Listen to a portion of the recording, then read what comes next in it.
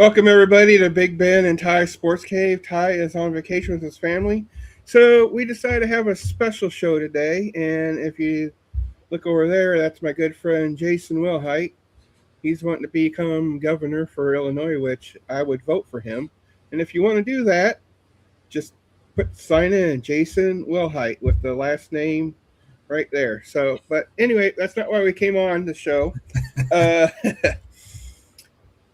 I I've known Jason for we've figured about 6 years now, and I've been watching his and promoting it, behind the scenes a little bit. A program called Wrestling for a Cure. It's basically, according to their Facebook page, it's a bunch of independent wrestlers coming together in order to raise awareness and donations to benefit St. Jude's Children's Research Hospital for cancer research. So, with that said, Jason, why did you start it?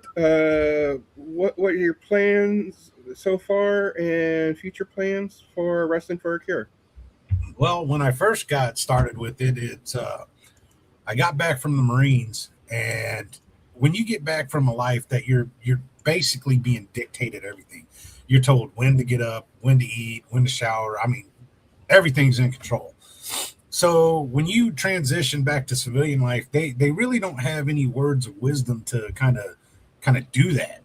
So I really kind of fell into this strange loop of not knowing what to do. And I started going through a little bit of depression and really thinking about going back. But a couple buddies were like, hey, man, you're in this funk. Come with us. We're going to this wrestling show. Now, as a kid, we all watched wrestling. We saw our heroes. Right. For me, you're talking the early 80s. Now, there's the Attitude Era, which was really cool. Don't get me wrong. But the early 80s for me, that was wrestling. You I had remember that. Dog, you had Coco Beware, the Birdman. Yeah. He's in the tag team. Everyone talks about Hogan. Yeah, don't get me wrong. Hogan was great for the sport, but I love those bad guys of Ravishing Rick Rude and the $1 Million Man, just that cocky arrogant. And that style of wrestling then was just the panache, the old school Italian show. Yeah, I know. Yeah. So the Von Erichs and things like that. So yeah. when I went to this show, I'm thinking, man, dude, I haven't really been in wrestling. Fuck it, let's get out of the house. And when we got there, all of a sudden, I started seeing some of these wrestlers, and it's guys I went to school with. And I'm like, hey, wait a minute. I was a damn good athlete in football and baseball and wrestling. If they can do it, I can do this. So after the show, I talked to a couple of them. They're like, Jay, you got the size. We know you're not afraid to get physical. Why don't you come to training? So I showed up, and I came to training, and instantly fell in love. Absolutely fell in love with it. It was sports. There was that camaraderie, the brotherhood, and I jumped into it feet first. So that's how Jason Wells was born, my alter ego for wrestling. And my character's actually kind of a natural heel, which is really messed up considering everything that I do for the community. And to be a wrestler and wanting to be a heel is just really different. Now, for those of you who don't know, in wrestling, a face is a good guy and a heel is a bad guy. So right, kind of break in kayfabe here a little bit. But if anyone sits there and they go, oh, well, why get into wrestling? It's fake. It's sports entertainment. All those movies that you watch that are action movies, what are they? They're entertainment. You go and watch races, they're entertainment. Entertainment, You go and watch a baseball game, it's entertainment. So it's live action entertainment. Now, I did semi-pro wrestling before Wrestling for a Cure got started. I was probably in it about 17, 18 years. Oh, wow. And I picked up a lot of information along the way. And I had done a bunch of benefit shows. You're going to have promoters that are going to get a hold of you, and they're going to say, hey, we want you to do this show, but I can't really pay you, or I can pay you a little bit, but it's really for, this little girl passed away. Her family doesn't have the money to get her a marker and things like that. And that would tug at my heart. And you don't have to pay me. I'll show up. I'll be there. Right. And the solution, which you know the solution, Frost, Sage Ramsey, and myself. Right. Right. Yep. Yep. I So remember. we did a ton of these. And I mean, when we would do it, we were like, look, you don't have to pay us, but you got to let us be goofballs a little bit. Because every time, every other show, we had to be serious. But when we came to these shows, now don't get me wrong, these benefit shows were serious, but it let us kind of be ourselves and be a little goofball. Like we had the solution versus these other three guys. And I remember at one point in the match, I called timeout. I tagged in one of my teammates and I ran to the bathroom. And I was in there for a few minutes, but I was taking toilet paper and I was shoving it down the back of my pants. So then I come running back out and I dove in the ring and I was like, whoo, and I high-fived my partner and got back in. And the crowd is just seeing this long strand of toilet paper hanging out my backside. And it's doing that entertainment and that funny shit. Just get it over. And the reason I'm going through all this and I'm kind of making a long story in it is to give you the background. That's good. That's what I like to hear. This is where we get into wrestling for a cure. So at the time, in order to support my family, I was working as a driver for FedEx Ground. And I'd been doing that for I was a driver for 21 years. Mm-hmm. Now, during that whole time, at one point, I was down in the Litchfield, Hillsboro area. And one of their partner affiliates down there caters and is a repeater for 99.7 KISS FM. Now, at the time, it was KISS. Then it became The Mix. And now I believe it's CBS, Classic Vinyl Station or something. Still good music. Right. I'm an old school guy, so I still love it. But they are the only non-country that used to do the St. Jude radiothons. Most of the time, it's always country stations.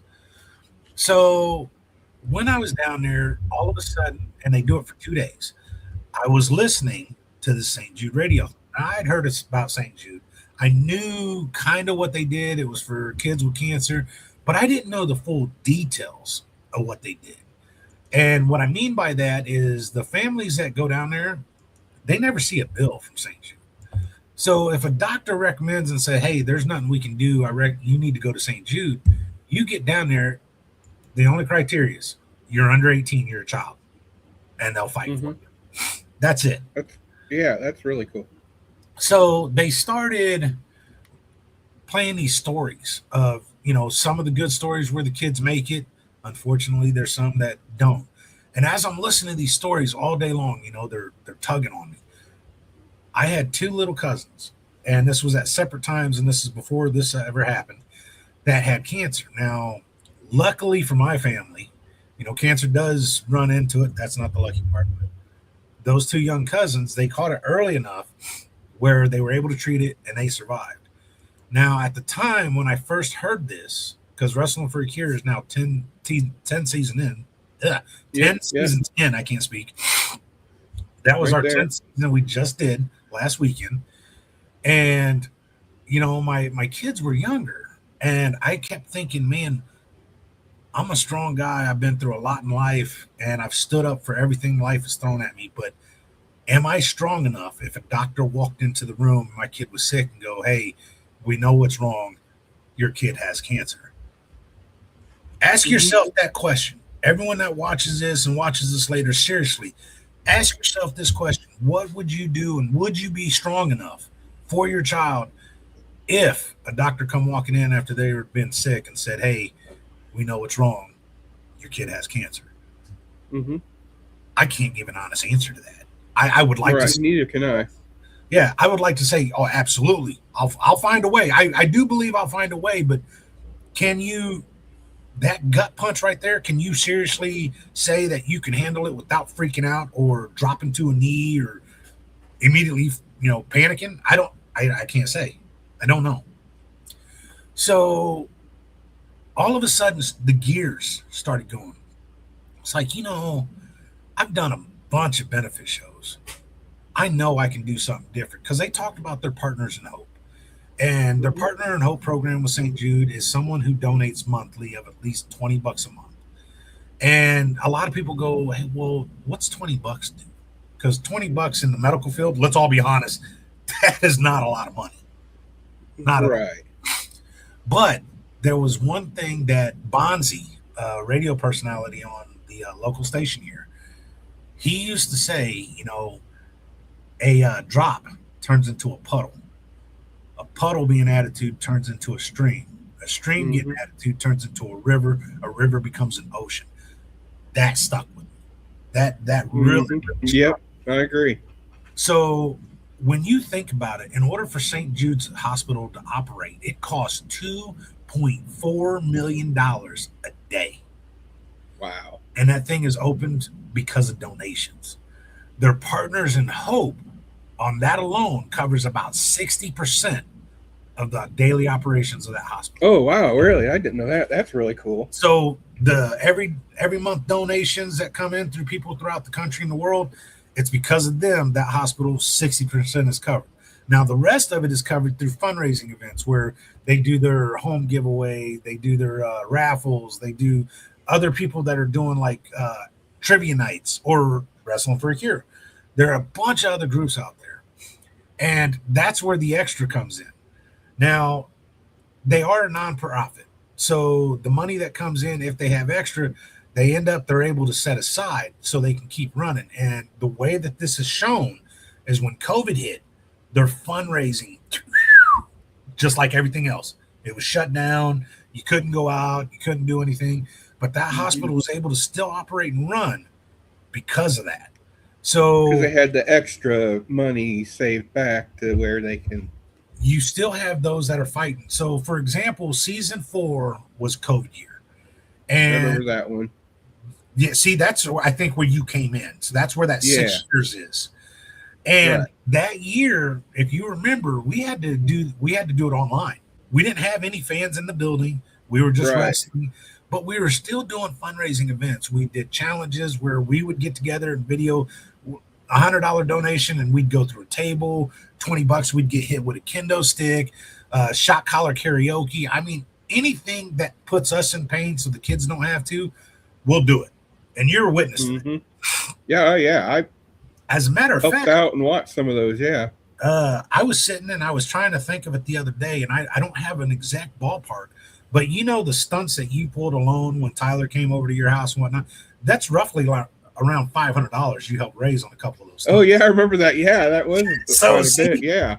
so there's those little things in there. But anyway, I thinking about things like that, and I was like, I know I can do this. So I made a phone call to my buddy Tim Gibbons, and I said, "Hey, dude, I got this idea, but I need someone to help me run it." And Tim was really cool about it. I found out that after I gave him my 5-minute speech, that 30 seconds into it, I already had him hooked. He was in, but he let me run Mm-hmm. through the whole thing. So I was like, thanks, Dick. I could have just made that shorter. But anyway, so when he does this, we take off. And I said, if we could do $1,000, all of it go to St. Jude, I would be completely happy. Man, not only did we do that in the first month, then we had to set up another goal. Well, let's do 2. Well, let's do 4. Before season 1 even got to the main show, we were at $6,000. And then we did another 4 at the show. So season 1 was $10,787. That number is like seared up here. And 100% of that, all of it, it all went to St. Jude. And that was kind of another thing. You're muted, bud. Sorry, I had a call because, long story short, my dad passed away last night, so I'm trying to get a hold of my sister with things. So anyway, Oh, yeah, I'm sorry, dude. yeah, thank you. But what was it? Oh, no, what were you saying? Sorry, that's what I was going to say. The first season was $10,787, and it's seared right here, and we did 100%. Yeah, yeah. That's kind of the cocky Marine that's in me. I get told a lot of times that you can't do this and you can't do that. And I made the comment, why can't a charity give 100% of what it raises?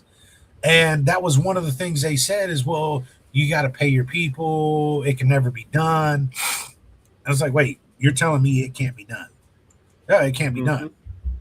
Hold my beer. Watch this. All volunteers. The wrestlers that come Right. in, volunteers. The staff that comes and sells the merch and sets up the ring, tears it down. Everybody, 100% volunteers. Yeah, when you tell a Marine it can't be done, they'll be like, bullshit. They're going to get it done. And I've Watch seen it not only through you, but through a bunch of others. Because I have a buddy that's a Marine as well. And what he does is every 22nd of the month, he does a polar plunge in the river.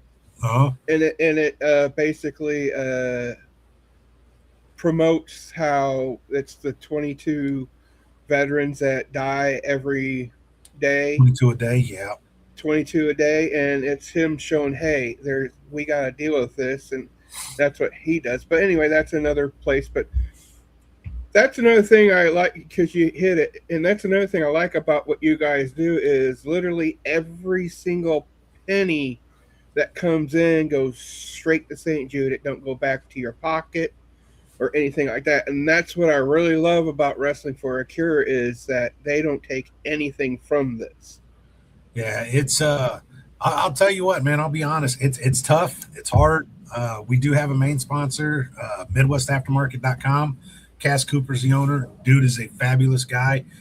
From day one when this was getting started, I asked him about it, and he jumped all over it. Like, no hesitation. Every time a new season comes, he writes out a check. That check covers our building rental because we rent the Illinois building at the fairgrounds. Mm-hmm. It's a big building.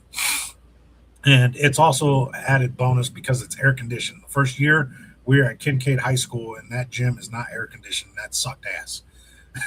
So I bet it did. Yeah, so that covers that. It covers the insurance, and it covers the first batch of merchandise for the shirts.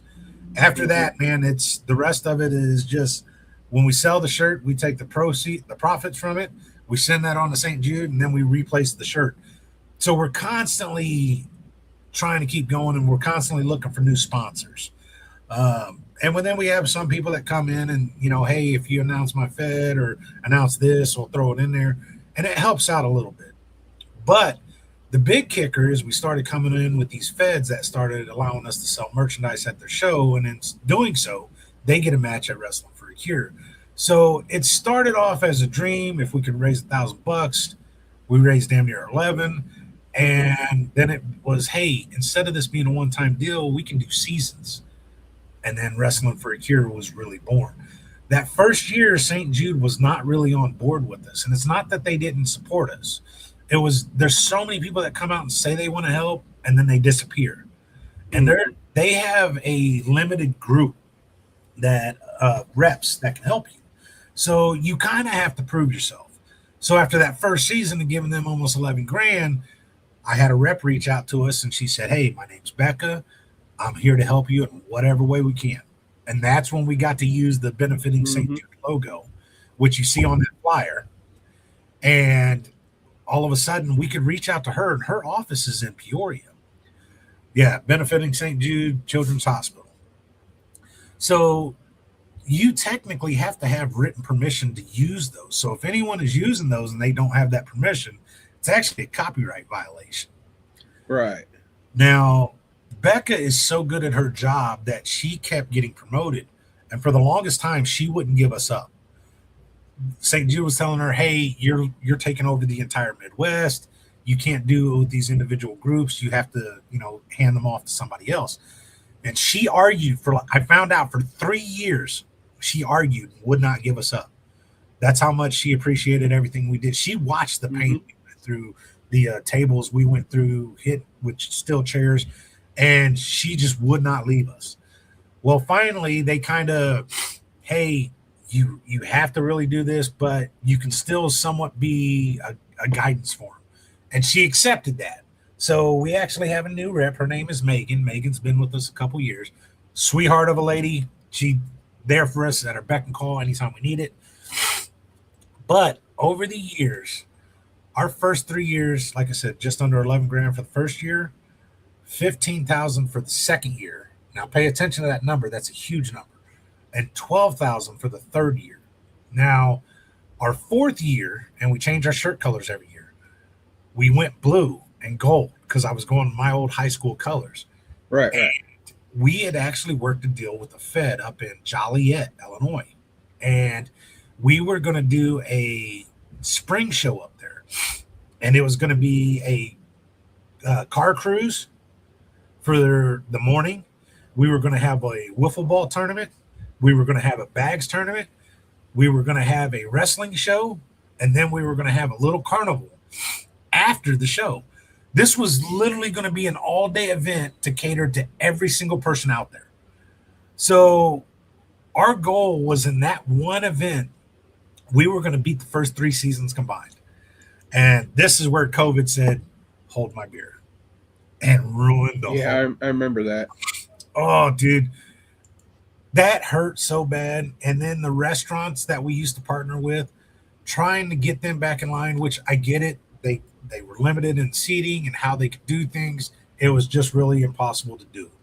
So season 4, I think, raised $5,000, and we fought for every dollar of that $5,000. I remember that. Season 5 was redemption. We got up to 7. Season 6, we were in the 8s.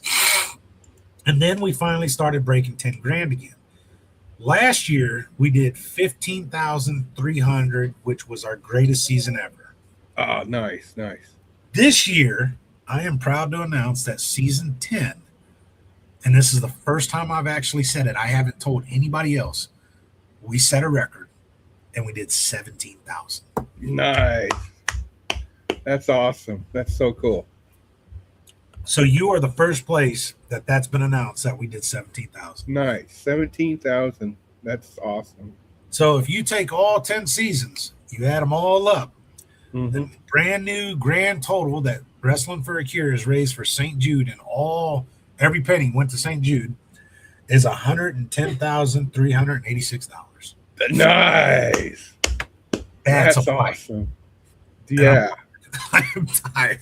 And you guys showed it with everything you've done, because I've watched your guys's on the Best Damn Podcast, Tyler, and your show, doing your little bits on the shows to get, fire sales and whatnot. That was really cool and whatnot. And Ty, the one that I mentioned, he said, aloha from Hawaii. You guys do a lot for St. Jude. That's awesome. And thank you for coming on the show to give out information about your cause.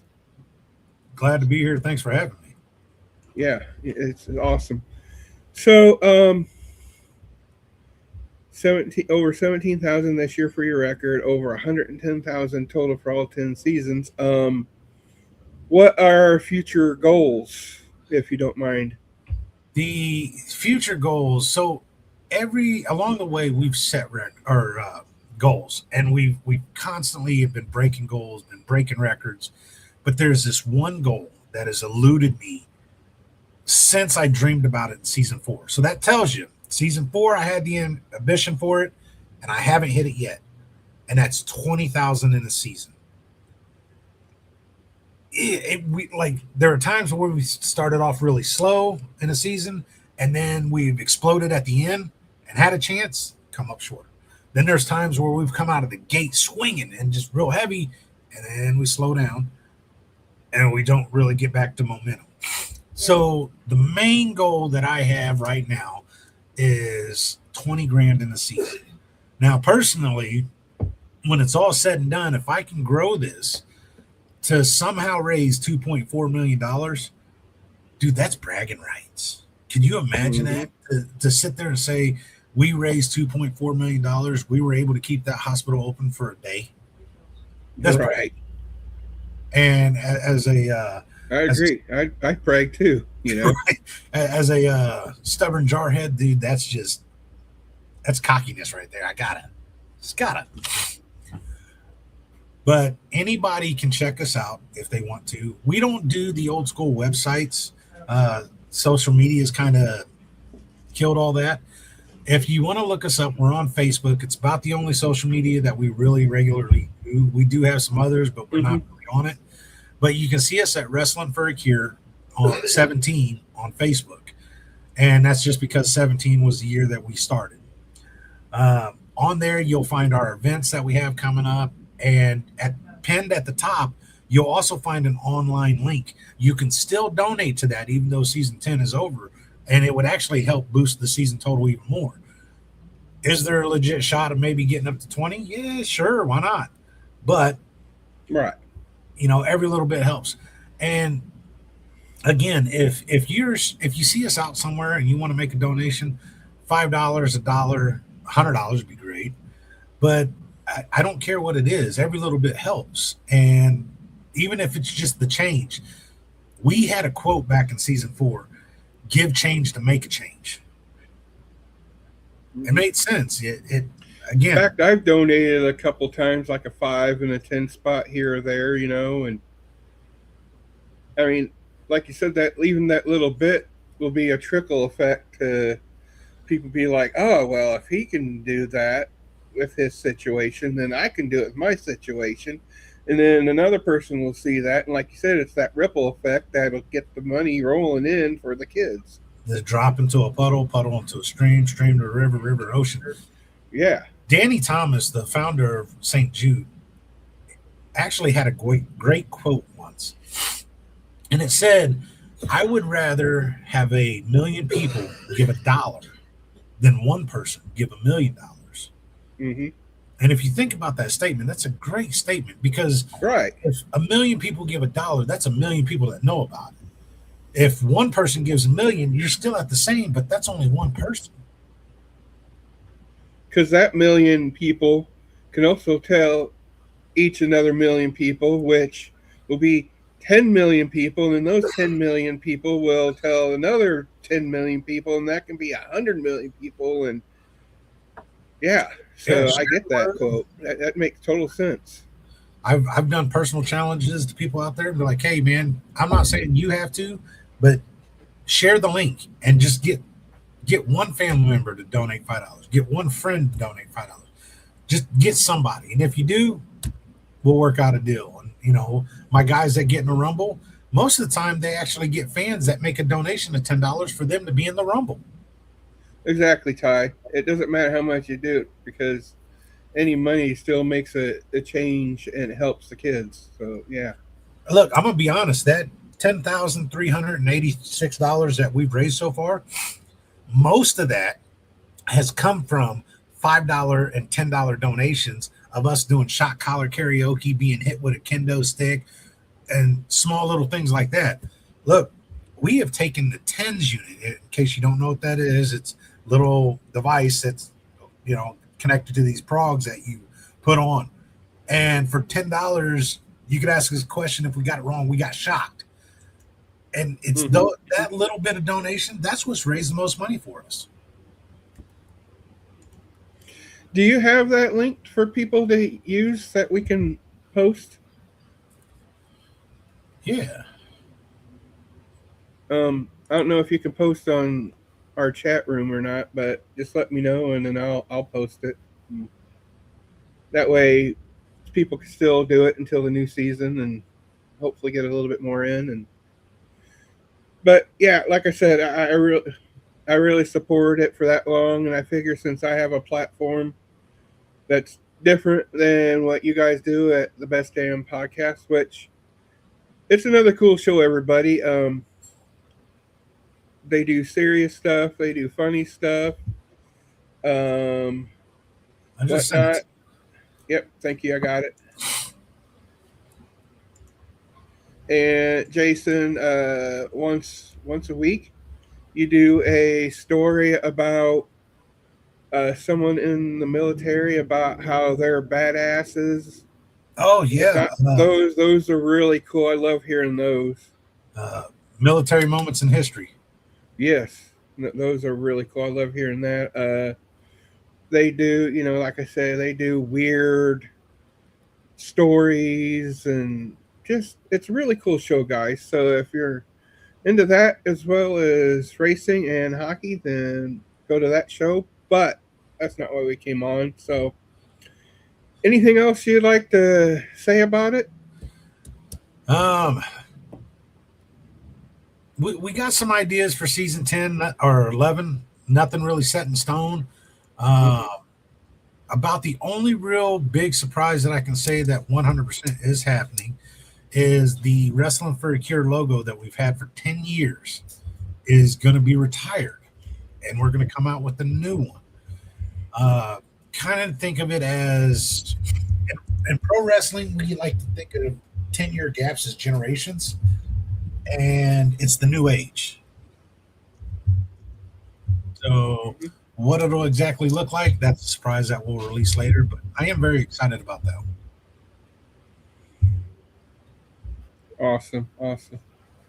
You got colors picked out yet, or are you still thinking about those? Still thinking about them. There's a couple colors that are in mind.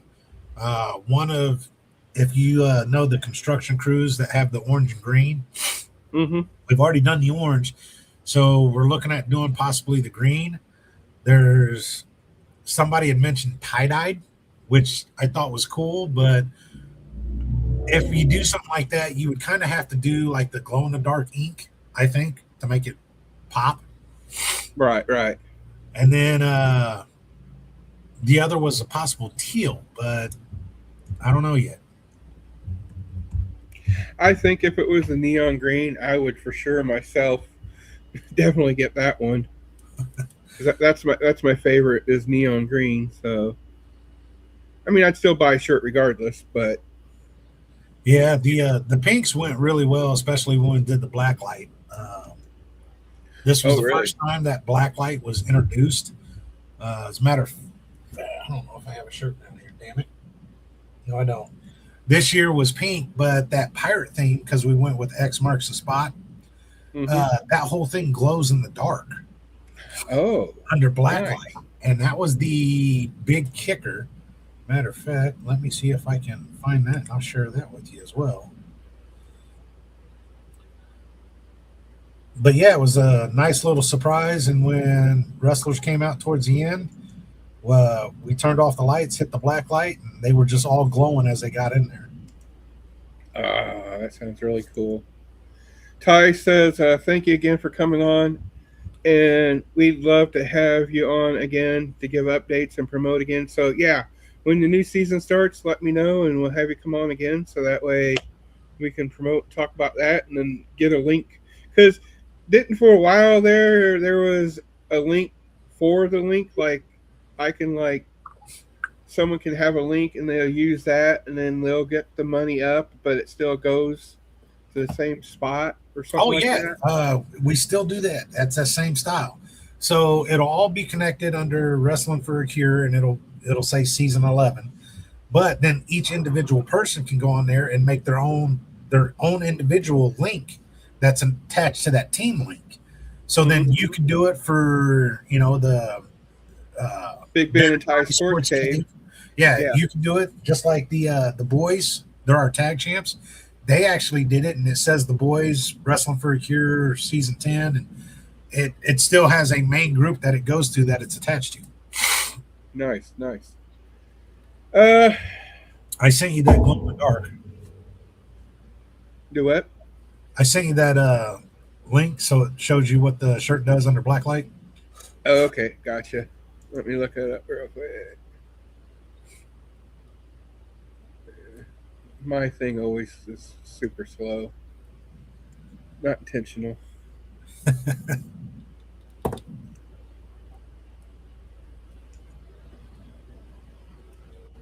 Let me blow that up a little bit. Go to share screen. All right, here we go. I gotta put it on the stage too. See, I'm starting to be like Tyler. See, there you go. See that? That is cool. Now that is cool. Right? That let's no, yeah, that's definitely cool.